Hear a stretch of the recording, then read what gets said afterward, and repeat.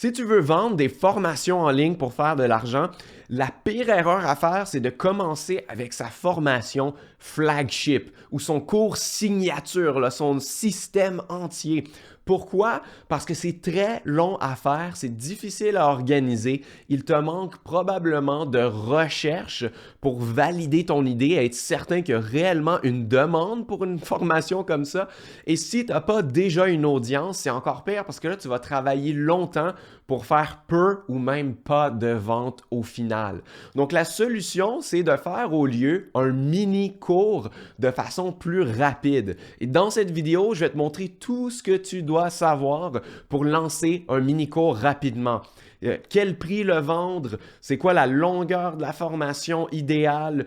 Quel sujet choisir? Comment la vendre? Donc, on va voir tout ça aujourd'hui. Salut, ici Antoine pour ma chaîne Enseigne ta passion où je te montre comment transformer ta passion en un business en ligne minimaliste et passif pour que tu puisses gagner plus d'argent et travailler moins.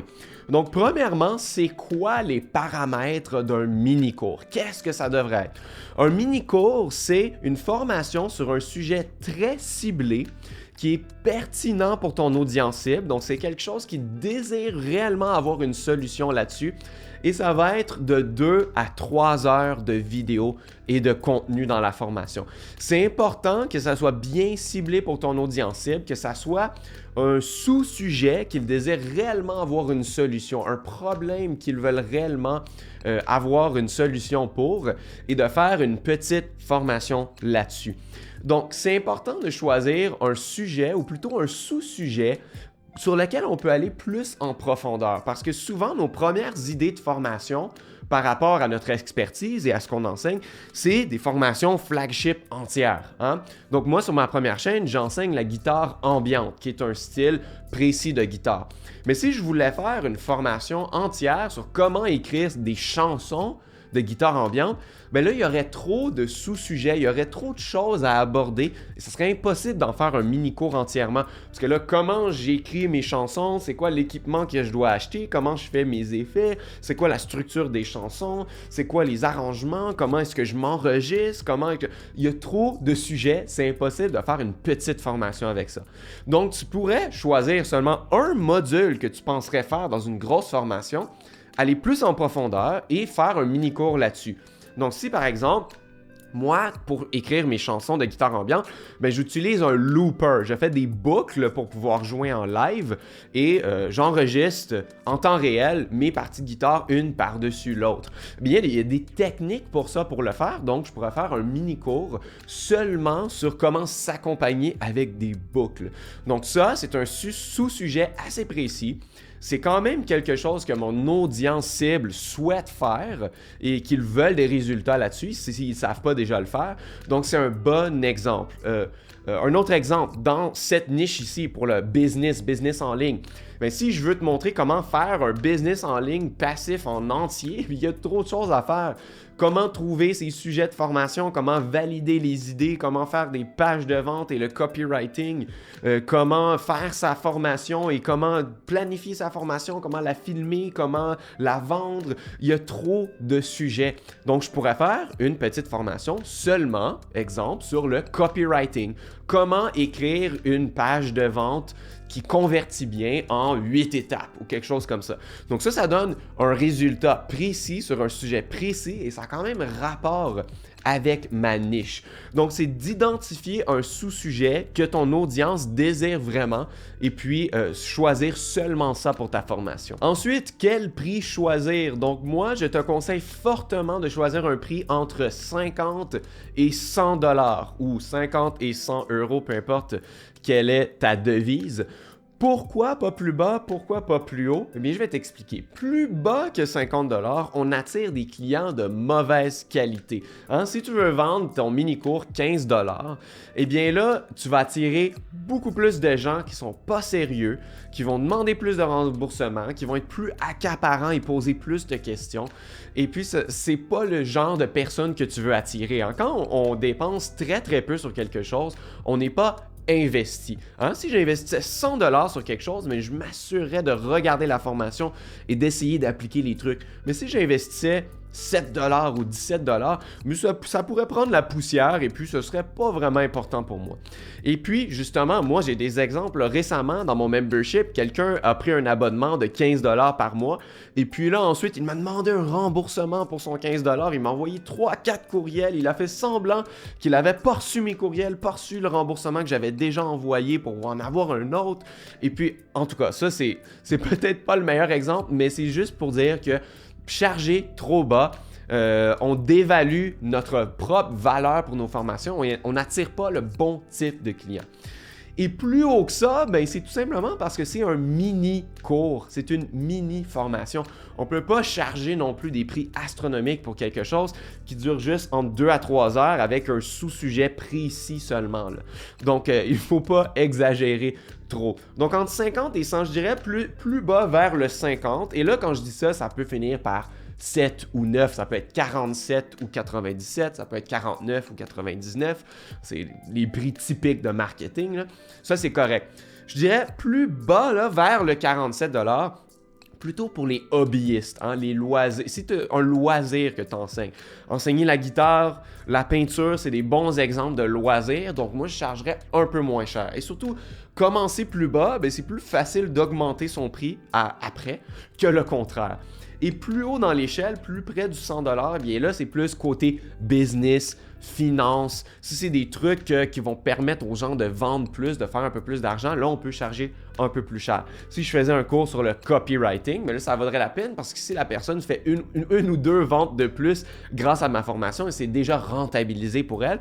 Donc, elle n'a aucun problème à payer plus cher. Mais apprendre la guitare, ça lui fera pas vraiment d'argent, c'est seulement pour son plaisir personnel. Donc, on va aller plus bas dans l'échelle. Ensuite, comment faire ça de façon technique? Où héberger notre formation? Où mettre les vidéos? Comment récolter les paiements?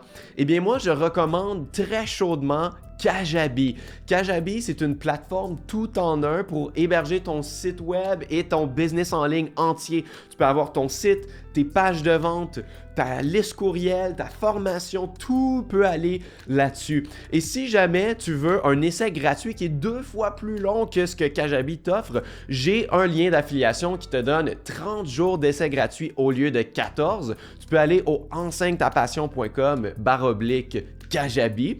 Et si tu t'inscris avec mon lien, tu vas recevoir gratuitement ma formation complète Puissance Kajabi, où je te montre de A à Z comment faire tout ton site web entier sur Kajabi, que ça passe par le site web, les pages de vente, faire des offres et récolter des paiements, mettre ta formation. J'ai même un plan d'action pour gagner de l'argent dans les 30 prochains jours pour que tu puisses couvrir ton abonnement à Kajabi. Donc, je te donne ça complètement gratuitement. Donc, ça va être le lien plus bas dans la description ou sinon, va sur enseignetapassion.com/Kajabi.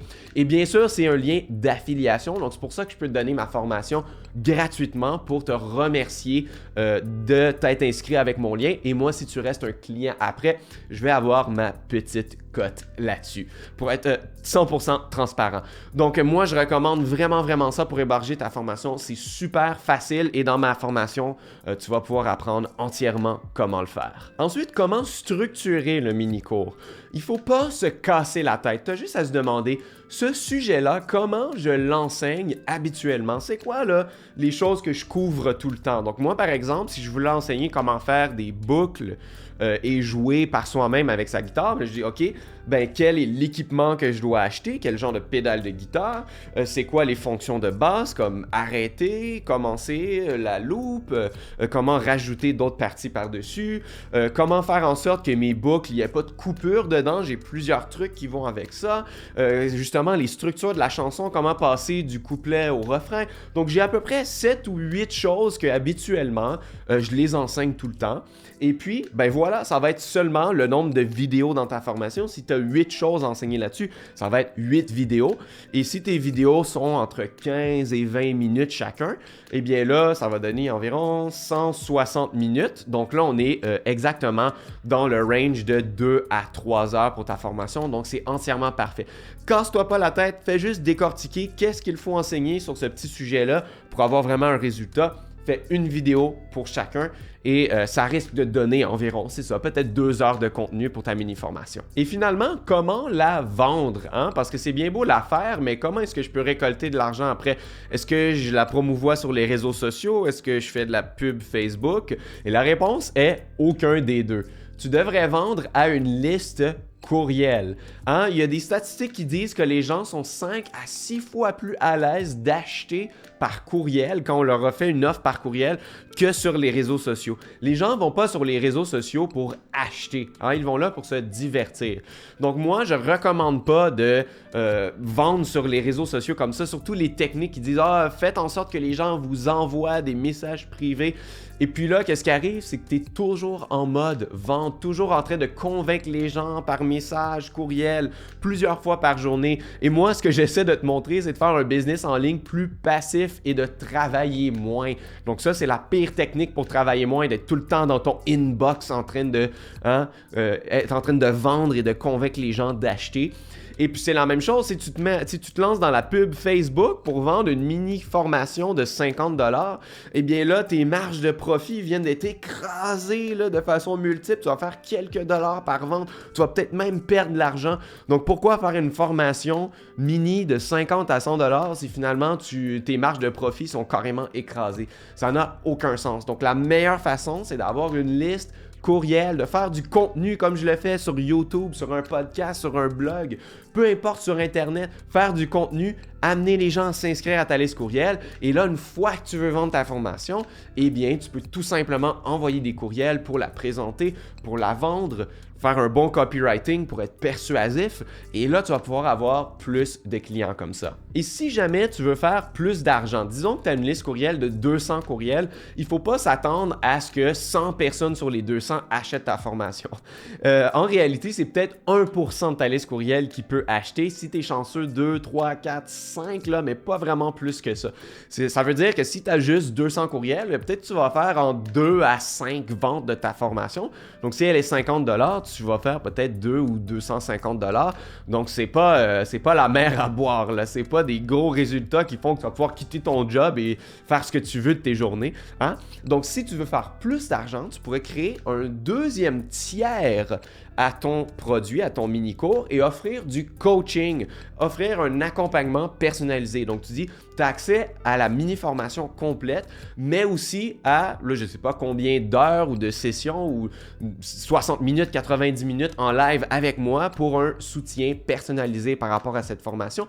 Et là, au lieu de la vendre 50$, tu peux rajouter 100 ou 150 de plus. Donc, tu la vends 150 ou 200$ dans le deuxième tiers. Et s'il y a des gens qui choisissent ça, là, tu peux faire plus d'argent par client, donc garde ça en tête aussi. Et l'important dans tout ça, c'est que ce n'est pas un gros risque. Si tu fais ta formation flagship, tu prends 3 mois, tu fais de la grosse recherche, grosse organisation des modules, tu la filmes de façon professionnelle, ça prend des mois et des mois, et bien là, c'est un gros risque parce que si tu en vends très peu ou pas à la fin, tu as perdu des mois et tu as peut-être même perdu de l'argent beaucoup aussi.